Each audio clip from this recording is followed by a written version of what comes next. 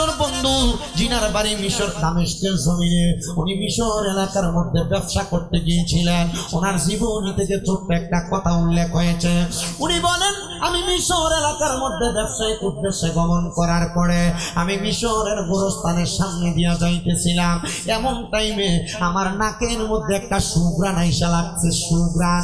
এই সুঘ্রাণটা পাইয়া আমি মনে করলাম মনে হয় মিশরের গোরস্থানের মধ্যে নতুন কোনো ব্যক্তি ইন্তেকাল করার পর দাফন করেছে, তার কবর থেকে আতরের ঘ্রাণ আসতেছে।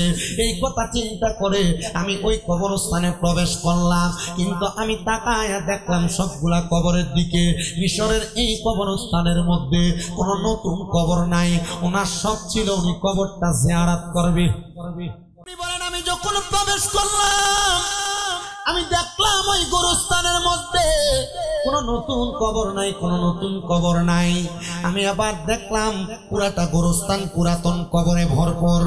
আমি কবরস্থানের একবারে শেষ প্রান্ত পর্যন্ত গেলাম। আমি যাইয়া দেখলাম একটা কবর একবারে ভাঙ্গা। ওই কবর থেকে আমার নাকে সুঘ্রাণ আসতেছে। আমি ভাঙ্গা কবরটা দেখা ওই কবরের সামনে দাঁড়াইলাম। রাস্তা দিয়া মানুষ হাইটা হাইটা যায়। আমি তাদেরকে জিজ্ঞাসা করলাম, এই এলাকার বাসিন্দারা তোমরা কি বলতে পারো গো এই কবরটা কার কবর? সবাই বলে আমরা চিনি না। এমন টাইমে একজন বৃদ্ধ ব্যক্তি হেঁটে হেঁটে যাচ্ছেন। যখন হেঁটে হেঁটে যায়, যাওয়ার সময় ওই বৃদ্ধ ব্যক্তিটাকে ডাক দিলাম, এই আমার বৃদ্ধ বাবা, আপনি বলেন না এই যে ভাঙ্গা কবরটা দেখা যায়, এই কবরটা কার কবর গো? উনি বলেন, এটা তো আমাদের এলাকার একজন কাঠুরিয়া, যে জঙ্গলার মধ্যে কাঠ কাটতো, তার কবর। বলে, কবরটা যেহেতু তার, আপনি কি তার পরিচয় জানেন, তার বাড়ির পরিচয় জানেন? বলে, হ্যাঁ, মিশরের বড় মসজিদের পশ্চিম অঞ্চলে তার বাড়ি। আল্লাহর উনি বলেন, আমি হাঁটতে হাঁটতে মিশরের বড় মসজিদের পশ্চিম অঞ্চলে গেলাম। ঘরের সামনে যাইয়া আমি সালাম দিলাম, আসসালামু আলাইকুম ওয়া রাহমাতুল্লাহ। আমি সালামের কোনো জবাব পাই না। দুইবার সালাম দিলাম, কোনো জবাব পাই না। তিনবার সালাম দিলাম, কোনো জবাব পাই না।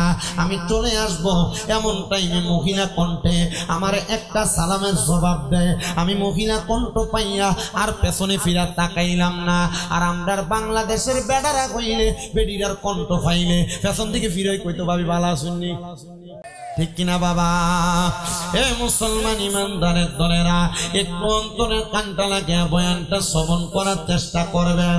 ওই আল্লাহর বান্দা বলে, মহিলা কণ্ঠের আওয়াজ পাইয়া আমি আবার তার দিকে ফিরলাম না। আমি পেছনের দিকে 20 কদম হাঁটলাম। আমি তার থেকে 20 কদম দূরে রইলাম। আমি 20 কদম হাঁটার পরে হঠাৎ করে আমি আবার তারে প্রশ্ন করলাম, মা গো, আপনি একজন মহিলা, আপনার সঙ্গে বেশি কথা বলা যাবে না, অল্প সময় কথা বলবো। কারণ কোন মহিলার গলার আওয়াজ পর পুরুষ যদি শুনতে পায়, তাইলে ওই মহিলাটার গলার আওয়াজের কারণে কবিরা গুনাহ হবে। আর আমরা সমাজের মহিলারা এই বাড়িতে ফুটরে ডাক দিলে 10 বাড়ি 3 বাড়ি 4 বাড়ি শোনা যায়। আপনারা বলেন, এমন কাউয়া শিলা গলাওয়ালা বেরিয়াই তো দনসতি খোলা আছে না? না, আল্লাহর নবী 3 জাতের মহিলা দেখছে। তাহলে এক জাতের মহিলা যারা তাদের স্বামী এবং সন্তানদের অভিশাপ দেয়, তাদের ব্যাপারে বড় সাবধানতা অবলম্বন করা দরকার। এ দম্পতি খোলা এলাকার পর্দার অন্তরালের মা বোনেরা, স্বামীর উপর খোদার গজব করুক, সন্তানের উপর খোদার লানত গালাগালি করা, এগুলা তোমরা করবা না। এগুলার কারণে তোমাদের জিহ্বা আগুনের কেচি দিয়া কাটা হবে। 2 নাম্বার, আমার নবী বলেন, উম্মতের দলেরা, আরেক প্রকারের মহিলা আমি নবী দেখছি, যাদের মাথার চুলের মধ্যে লটকায়া তাদেরকে আগুনের মধ্যে সেক দেওয়া হইতেছে। নবী গো, তারা কোন জাতের মহিলা? বলে, ওই মহিলা হলো তারা যারা মাথার চুলগুলা বাঁধছে, চুলগুলা বাঁধার পরে ওটের কুচের মতো, গরুর সুডুর মতো, গরুর সুডির মতো উপরের দিকে ওঠা ছিল। এই জাতের মহিলাদেরকে জাহান্নামের আগুনে সেক দেওয়া হইতেছে। আরেক জাতের মহিলা দেখছি গো, কোন জাতের মহিলা? বলে, যাদের স্তনের মধ্যে গরম লোহার রড লাগায়া তাদেরকে আগুনের মধ্যে সেক দেওয়া হইতেছে। নবী গো, তারা কারা? কারা গো?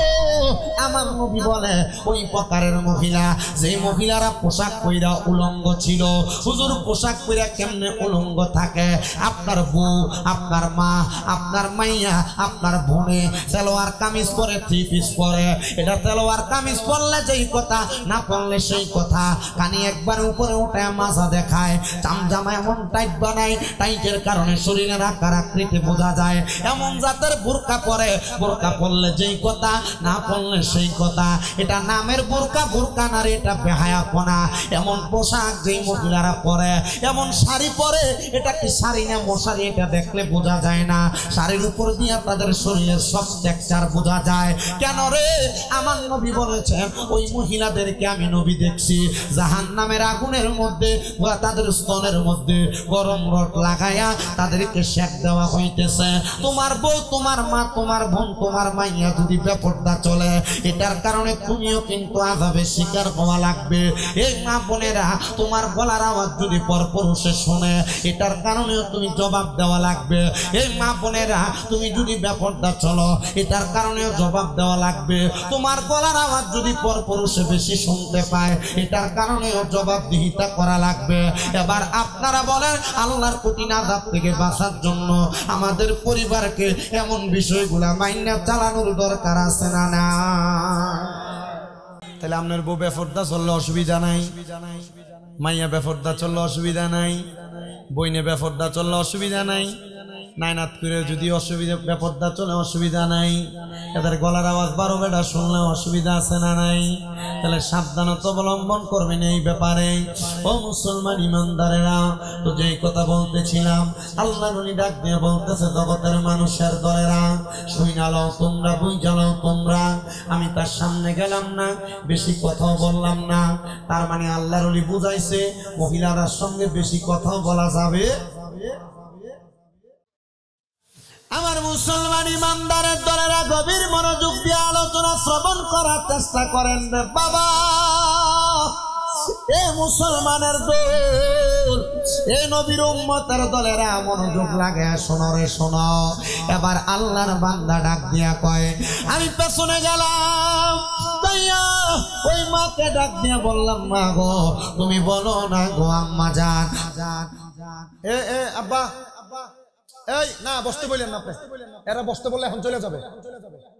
এবার আল্লাহর ওলি বলেন, মা বেশিক্ষণ কথা বলবো না, ছোট্ট একটা প্রশ্ন গো মা।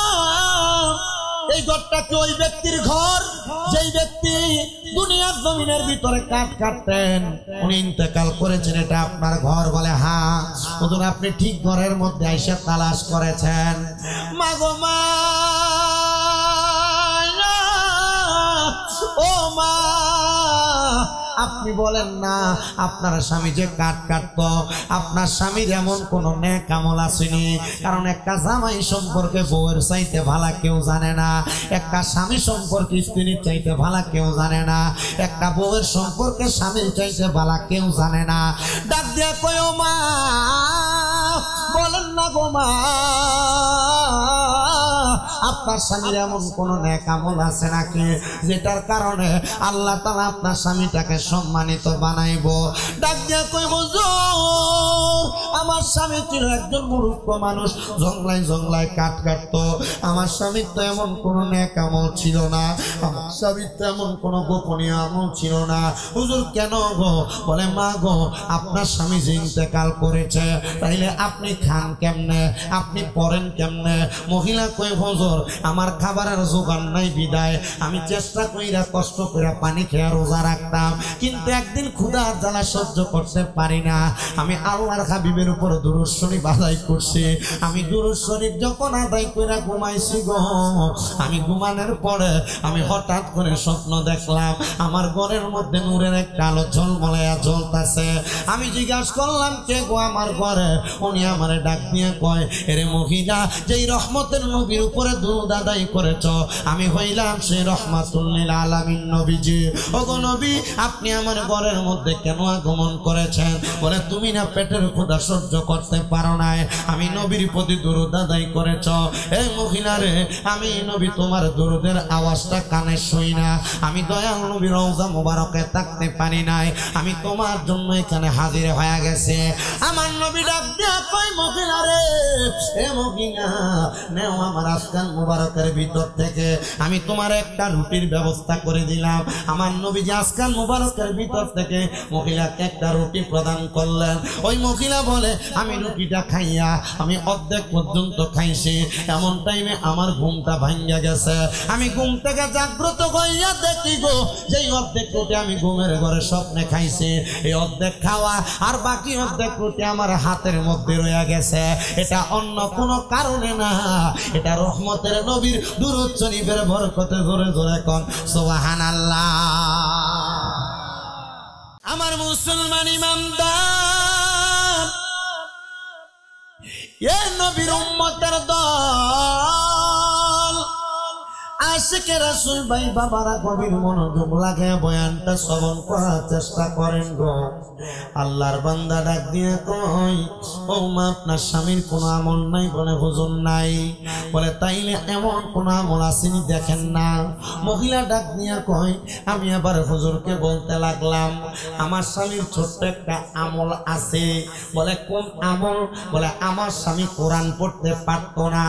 যখনই কাঠকাইটা বাড়িতে আসতো, আমার স্বামীটা কাঠকাইটা বাড়িতে আসার পর আসার সময় কিছু আটা, কিছু গম, কিছু চাউল নিয়ে আসতো। আমি ঘরে পাকাইতাম, আর আমার স্বামী ওযু কইরা নামাজের মুসল্লা বিছায়া আল্লাহ তাআলার কোরআন তার হাতে নিয়া চোখের পানি ফালায়া ফালায়া কাঁদতো। আমি জিগাইলাম একদিন, জিগাইলাম 2 দিন, তৃতীয়বারও জিগাইলাম, ওগো আমার স্বামী, আপনি যে আল্লাহ তাআলার কোরআনটা হাতে নিয়া কাঁদেন, আপনারা তো কোনোদিন কোরআন পড়তে দেখি নাই, আপনি কোনোদিন আওয়াজ করে কোরআন পড়েন নাই। ডাক দিয়ে কই, স্ত্রী গো, আমি কোরআন পড়তে পারলে না পড়তাম, আমি তো আল্লাহর কোরআন পড়তে পারি না। আমি কোরআন রে মোহাব্বত কইরা, আমি কোরআন রে বুকে ধইরা কান্দি, আল্লাহ নি এটার উসিলায় আমারে মাফ করে দেয়।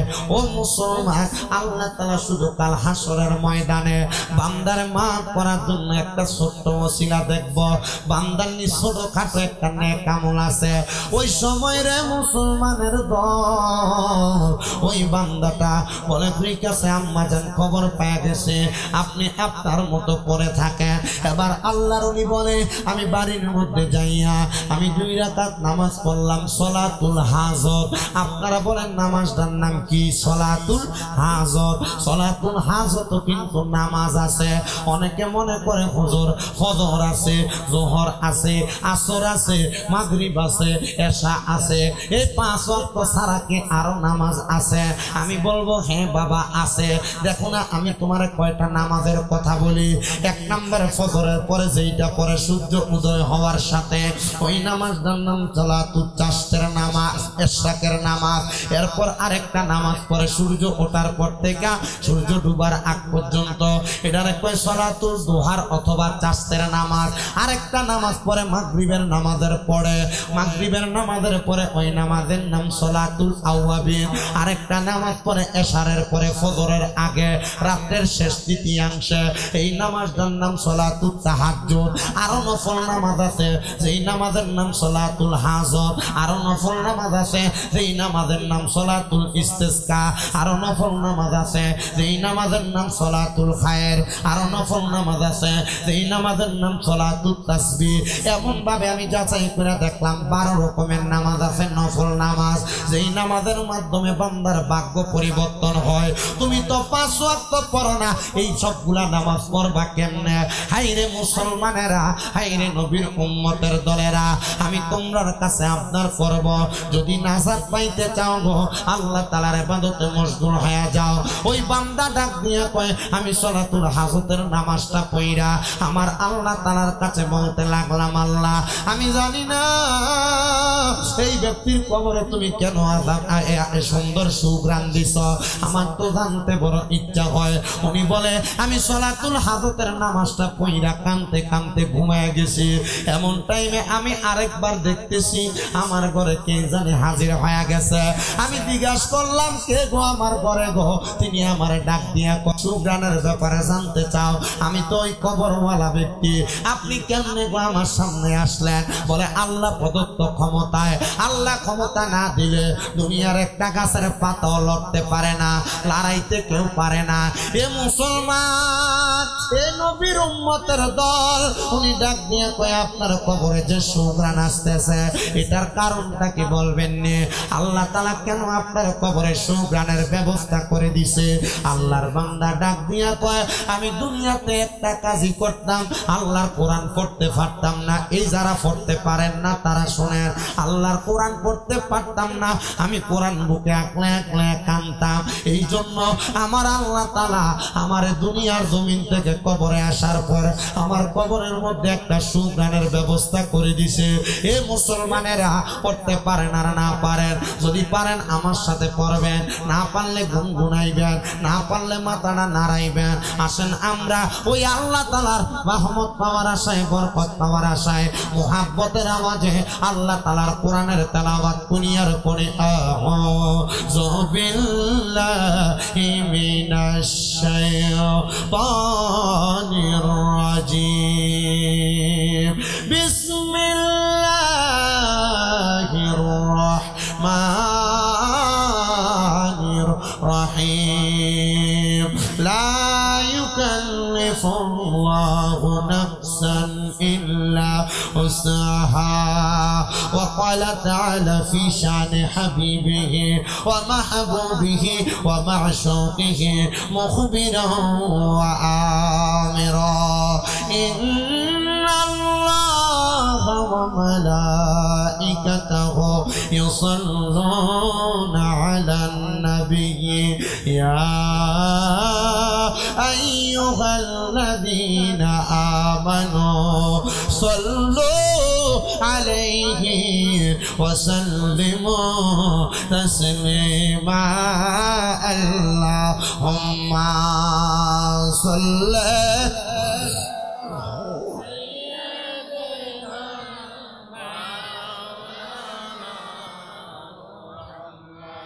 وعلى آل سيدنا বেবে দেখো মনে মনে প্রেমনি করছ নবীর সনে, নইলে থেকে বা রোজ হাসরে মুহাম্মাদিয়া রাসূলুল্লাহ। আল্লাহুম্মা সাল্লি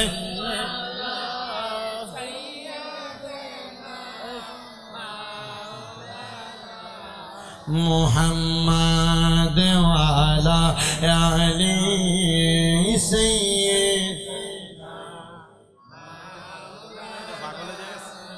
নূর নবীজির পসিনা মুবারক মেসকের চাইতে আরো সুঘ্রাণ, সাহাবীরা আতর রূপে করতেন তাহার ব্যবহার। আল্লাহুম্মা সাল্লি আলা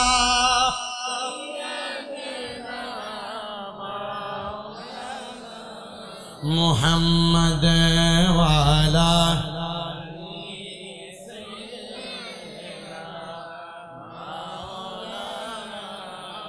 লা ইলাহা ইল্লাল্লাহ লা ইলাহা ইল্লাল্লাহ কালমা লা ইলাহা। হায়রে নামাজ রোজা চাইরো না, কেহ মা বাবার খেদমতে চাইরো না, আমার নবীর দরুদ বইল না, বলেন নবীর, আমার নবীও তোমায় ভুলবে না। লা ইলাহা লা ইলাহা হায়রে অনেক দূরে মদিনা আমরা কেমনে যাব জানি না। আপনারা বলেন এই দনপতি খোলার মাহফিলের বাবারা আমরা সবাই মদিনা যাইতে চাই কি চাই না? কারা কারা যাইতে চাই দুই হাত তুলে আমার আল্লাহরে দেখায় আর জবানটা খুলে জন্য একটা তাকবীর হবেন। নারে তাকবীর, নারে রিসালাত। আমার বুঝেন এটা দিয়ে কেমনে মদিনা যাইবেন? আমার মাথার লম্বা চুলগুলা ছিল, লম্বা চুলগুলা মাত্র 3 মাস হয় আমি মক্কা মদিনা তাওয়াফ জিয়ারত করে আইছি। আমি আমার নবীর রওজার সামনে কইছি ইয়া রাসূলুল্লাহ, ও গো মায়ার নবী, বড় শখ ছিল আপনি নবীর রওজা জিয়ারত করব, করে ফেলছি। আপনার রওজা দেখতে এত সুন্দর গো নবী, এখন দি আমার মনে চায় রওজা এত সুন্দর, আপনি নবী না জানি দেখতে কত সুন্দর আপনারে দেখতাম। এ বুঝিরা যেই দিন নবীর হাদিস পড়ছি মানজারা কবরে ওয়াজাবাত লাহু শাফাআতি ইয়াউমাল কিয়ামা, আমার নবী কয় যেই ব্যক্তি আমি নবীর রওজা মুবারকে যাওয়ার পর আমার রওজা জিয়ারত করলো সেই ব্যক্তির জন্য সুপারিশ করা, শাফাত করা আমি নবীর জন্য ওয়াজিব হয়ে যায়। নবী যদি সুপারিশ করে তোমার জান্নাত নিশ্চিত। আমি ওই দিনে নিয়ত করছি মদিনায় যাব, এই জন্য আশেক তো শুনে শুনে লেখে ভালোবাসার জায়গা মদিনা, ভালো লাগার জায়গা মদিনা, বলেন ভালোবাসার জায়গা মদিনা, ভালো লাগার জায়গা মদিনা। হাইরে এত সুন্দর জায়গা কোথাও দেখি না, এত সুন্দর জায়গা কোথাও দেখি না, সাজিয়েছেন দয়াল রাব্বানা ভালোবাসার জায়গা মদিনা, বলেন ভালোবাসার জায়গা মদিনা, ভালো লাগার জায়গা মদিনা। হাইরে মদিনা শরীফে নূরের খাজিনা, মদিনা শরীফে নূরের খাজিনা, আশিকে ছাড়া অন্য বোঝে না, ভালোবাসার জায়গা মদিনা, বলেন ভালোবাসার জায়গা মদিনা, ভালো লাগার জায়গা মদিনা। হাইরে আমার মনের মাঝে অনেক বেশি গুনাহ, আমরার জীবনে অনেক বেশি গুনাহ, ক্ষমা করবে দয়াল রাব্বানা, ক্ষমা করবে দয়াল রাব্বানা, ভালোবাসার জায়গা মদিনা, বলেন ভালোবাসার জায়গা মদিনা, ভালো লাগার জায়গা মদিনা, বলেন ভালোবাসার জায়গা মদিনা, ভালো লাগার জায়গা মদিনা। একটা জবানও বন্ধ রাখবেন না, এবার বলেন মদিনা যাইতে চাই কি চাই না? এ মুসলমান রে, আমি মদিনায় যাওয়ার পর রাসূলের কিবরিয়া রওজার সামনে দাঁড়িয়ে বললাম ইয়া রাসূলুল্লাহ, বাংলাদেশে যখন ওয়াজ মাহফিলে যায় আপনার কত পাগল প্রেমিক উম্মতদেরকে নিয়ে আপনি নবীর সালাম জানায়, এরা তো মদিনায় আসতে চায়, এদেরকে আপনি মদিনাতে আনেন না। একই দোয়া আমি আল্লাহর কাবা ঘরের সামনে যাইয়া, কাবা ঘরের দরজা যেখানে ধরে দোয়া করলে দোয়া কবুল হয়, কাবা ঘরের গিলাফে ধইরা দোয়া করলে দোয়া কবুল হয়, আমি ওই গিলাফটার মধ্যে ধরে কইছি গো আল্লাহ, তোমার মক্কার এত দাম, হাবিবের মদিনায় এত দাম, আল্লাহ কত বান্দারা মক্কা মদিনা আসতে চায়, তারারে মক্কা মদিনা আনো না। এ দনপতি খোলার যুবকেরা, মুরব্বী বাবারা, পর্দার অন্তরালের মা বোনেরা, দনপতি খোলার মসজিদের ভিতরে এক ওয়াক্ত নামাজ পড়লে এক ওয়াক্তে সওয়াব পাওয়া যায়, মদিনার মসজিদের ভিতরে এক ওয়াক্ত নামাজ পড়লে 50,000 ওয়াক্তে সওয়াব পাওয়া যায়। আর দনপতি খোলার মসজিদের ভিতরে এক ওয়াক্ত নামাজ পড়লে এক ওয়াক্তে সওয়াব পাওয়া যায়, কিন্তু মক্কা শরীফের হেরেমের মধ্যে এক ওয়াক্ত নামাজ পড়লে 1 লক্ষ ওয়াক্তে সওয়াব পাওয়া যায়। কোন দিন তুমি 1 লক্ষ ওয়াক্ত নামাজ পড়বা বুঝে আসে না। এই জন্য সবার কাছে আবদার, 2-3 লাখ টাকা হইলে তো জায়গা কিনো, 1-1.5 লাখ টাকা হইলে তো ব্যাংকে রাখো। আমি বলবো রে বাবা, সন্তান সন্ততির জন্য টাকা পয়সা না জমায়া মক্কা মদিনা যাও, মক্কায় যাইয়া পুতের লেগে দোয়া করো, যেই টাকা জমাইতা আল্লাহর কাবা ঘরে যাইয়া মা বাপ দোয়া করলে আল্লাহ তাআলা মা বাপের দোয়ার কারণে কাবা ঘরের সামনে দোয়া কবুল কইরা সন্তানদের তার চাইতে আরো বেশি সম্পদ দিতে পারে কি পারে না? এ যুবক ভাইয়েরা কক্সবাজার ট্যুর দেওয়ার জন্য 10-15-20,000 টাকা বাজেট করো। আমি বলবো তোমার কদমে হাত দিয়া রে যুবক ভাই, এই টাকাটা এমনি ব্যয় না কইরা মক্কা মদিনা যাওয়ার জন্য টাকাটা জমাও। মনে রাখবা নিয়াতুল মুমিনিন খায়রুম মিন আমালি, মুমিনের নিয়ত তার আমলের চাইতে উত্তম। যদি মক্কা মদিনাটা যাওয়ার টাকা না জমায়া মইরা যাও, তোমার মরার পরে আমল নামায় মক্কা মদিনা তাওয়াফ জিয়ারতের সওয়াব হয়ে যাবে। এই জন্য মুরব্বী বাবারা মক্কা মদিনা যাওয়ার জন্য কানবেন, আল্লাহ তাআলা আপনার কান্নার বরকতে মক্কা মদিনা নসিব করবে। এই মুসলমানেরা এবার আপনারা বলেন, ওই মক্কা মদিনা যেহেতু এত বরকত পাওয়া যায়, আমরা সবাই ওই মক্কা মদিনা যাওয়ার দরকার আছে না নাই? যদি থাকে মোহাব্বতে আমার সাথে জোরে জোরে পড়েন, ওরে দয়াল আল্লাহ দয়া করেন, দয়া রেন নসিব করেন মদিনা। লা ইলাহা ইল্লাল্লাহ লা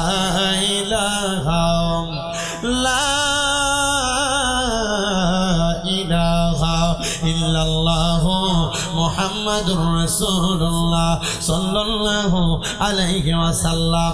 আসেন আমার ধর্মপ্রাণ তরিকতপন্থী ভাই বাবারা, আমরা তো জীবনে অনেক গুনাহ করলাম, গুনার কথা স্মরণ কইরা কলবটাতে ধাক্কা দিয়া মুহাব্বতের আওয়াজে উচ্চ কণ্ঠে আল্লাহ তাআলার ইসমে জাতের জিকিরে মশগুল হয়ে যায়, যেন আমার আল্লাহ তাআলা আপনার আমার জীবনের গুনাহ মাফ করে দেয়। যাদের জবান আছে তাদের কাছে আমার দাবি আছে, যাদের জবান নাই তাদের কাছে কোনো দাবি নাই। জবান যদি থাকে মুহাব্বতের আওয়াজে ইসমে জাতের জিকির করেন, আল্লাহ আল্লাহ আল্লাহ আল্লাহ আল্লাহ আল্লাহ আল্লাহ আল্লাহ লা ইলাহা ইল্লাল্লাহ লা ইলাহা ইল্লাল্লাহ মুহাম্মদ রাসূল। আখিরাতে পার হবি তুই ফুল সে রাতের কোমল, আখিরাতে পার হবি তুই ফুল সে রাতের কোমল। মারহাবা আল্লাহ আল্লাহ আল্লাহ আল্লাহ জয়দি কাঙা জি হবে জাররা জাররা হিসাব নিবে, সেই দিন তোমায় কে তোরাবে, সেই দিন তোমায় কে তোরাবে মুহাম্মদ রাসূল। আখিরাতে পার হবি তুই ফুল সে রাতের কোমল। মারহাবা আল্লাহ আল্লাহ লা ইলাহা ইল্লাল্লাহ লা ইলাহা ইল্লাল্লাহ মুহাম্মদ রাসূল। আখিরাতে পার হবি তুই ফুল সে রাতের কোমল। মারহাবা আল্লাহ আল্লাহ 40,000 বছর লাগবে ফুল সে রাত পাগড়ি দিতে। মারহাবা আল্লাহ আল্লাহ সেই দিন তোমায় কে তোরাবে, সেই দিন তোমায় কে তোরাবে মুহাম্মদ রাসূল। আখিরাতে পার হবি তুই ফুল সে রাতের কোমল। আল্লাহ আল্লাহ আল্লাহ আল্লাহ লা ইলাহা ইল্লাল্লাহ লা ইলাহা ইল্লাল্লাহ মুহাম্মদ রাসূল। আখিরাতে পার হবি তুই ফুল সে রাতের কোমল। মারহাবা আল্লাহ আল্লাহ আল্লাহ আল্লাহ আল্লাহ আল্লাহ নিজান কান্দার বন্ধু নবী দাঁড়ানা আমার সামনে জন্মের মতো দেখা লই মারহাবা নিদান কালার বন্ধু নবী দাঁড়ানা মার সামনে জন্মের মতো দেখানো আপনারে মারহাবা আল্লাহ আল্লাহ যেই দিন আপনার নামটি শুনিলাম গো নবী নামটি শুনিলাম তোমার নামের প্রেম মালা গলাতে রাখলাম দিদার দিয়া দন্ন কর নবী দিদার দিয়া দন্ন কর জানা অবসান তোমায় না দেখিলে বাঁচে না গো মারহাবা আল্লাহ আল্লাহ জবানটা খুইলা আল্লাহ ডাকলে শোন নাই আল্লাহ আল্লাহ নবী ছাড়া আপন কে না হাই রে মুমিন বাগাই নবী ছাড়া আপন কে না মারহাবা আল্লাহ আল্লাহ রাহমাতুল লিল আলামিন আপনি উম্মতের জাবিন উম্মত সারা কিছু বুঝেন না উম্মতের লাগিয়া সাজদায় থাকবেন হরিয়া গুনাহগার মতেরা পহনা দয়াল নবীজি উম্মত সারা কিছু বুঝেন না মারহাবা আল্লাহ আল্লাহ মাতৃ গর্বে আসিয়া পিতা হারা হইয়া এতিম রূপে আসলে নেই দরাগাই নবীর পবিত্র ওই মুখে দুধ খাইলেন যার বুকে ধন্য হইল বিবি হালিমা আইরে মুমিন বাঙাই নবী সারা আপন কে গো নাই মারহাবা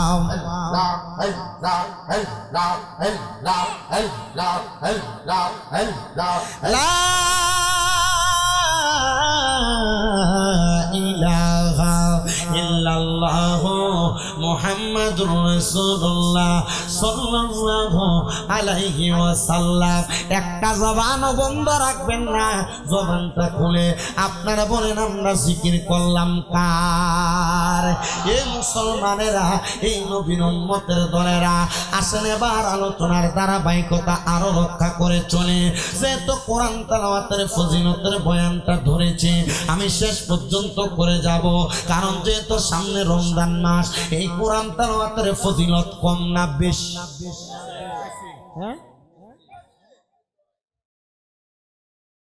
আল্লাহ কবুল করুক আমিন আর মহাব্বতে ফজিলত বেশি যে ভাইয়েরা কোরআন শরীফ তেলাওয়াত করতে পারেন না আপনার সবচেয়ে বড় একটা সুযোগ মাহে রমজান মাস বড় একটা সুযোগ মাহে রমজান মাস মসজিদের ইমাম মসজিদের মুয়াজ্জিন অথবা এলাকার কোন কোরআনে হাফেজ তার কাছে আপনারা 2 জন 3 জন 5 জন হয় তারাবির পরে অনেক সময় আপনারা সজাগ থাকেন হয় সাহারির পর নচেত সাহারির আগে 1 ঘন্টা সময় যদি 1 মাস দেন কোরআন তেলাওয়াত আয়াত হয়ে যায় আপনারা বলেন দেওয়ার দরকার আছে না এই রমজান মাস পাক এবং পবিত্র করেন আল্লাহ বান্দাদের পাক এবং পবিত্র করেন আল্লাহর ওয়াস্তে আপনাদের কাছে করজোড়ে আবদার করি বাবা এই কোরআন তেলাওয়াতটা করবেন পর্দার অন্তরালে যে মা বোনেরা দেখতেছেন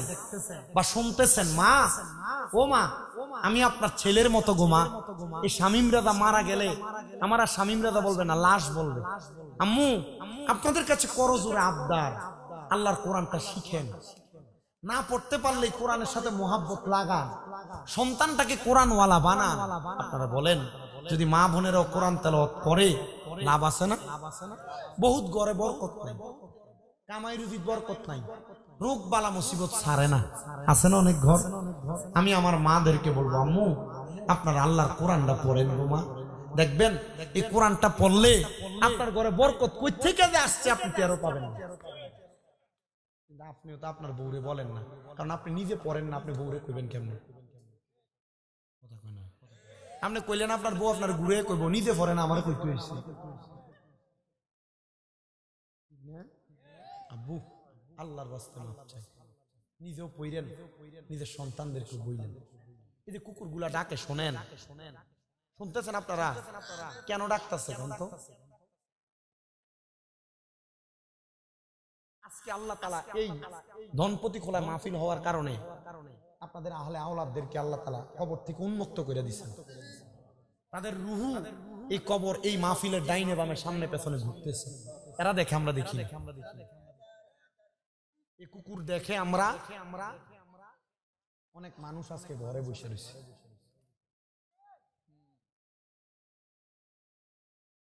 আরে ব্যাক কলগল, মাহফিলের প্যান্ডেলের কাছেই কেন তোমার কথা বলতে হবে?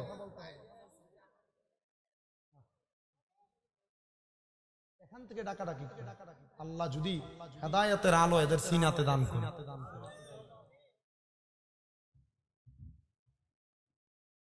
যেই কথা বলতেছিলাম আপনাদেরকে, আপনারা কষ্ট পাইছেন কোন? আমি কথা বইলা ফেলি।